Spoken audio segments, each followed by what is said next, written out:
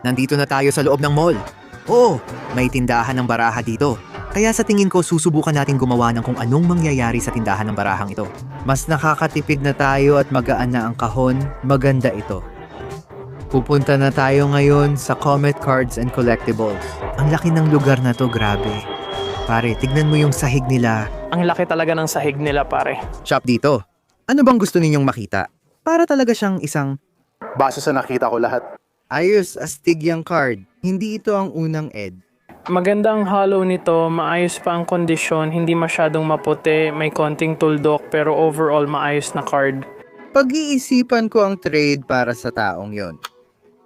Nakuha ko dito ang Radiant Charizard Grade Siyam Pokemon Go Charizard Grade 8 at Reverse Hollow Charizard X Grade 7. 850 Evolutions Reverse Hollow Foil at isang 8 susuriin ko kung pwedeng matuloy ang trade na yon. Gusto kong sabihin na umaabot siya ng mga 180 hanggang 170 para sa lahat ng ito. Sa tingin ko, magiging maayos na trade na yon. Na makipag-trade lang ng tama. Gusto kong gawin ay trade only.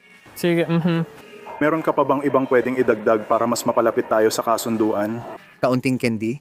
Sasabihin ko sa'yo, hindi pa tayo doon pero malapit na, kaunti na lang at pwede na akong uminom.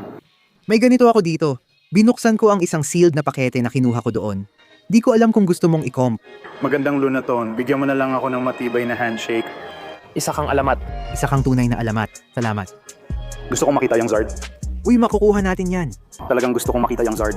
Makukuha natin yan, siyang pataas.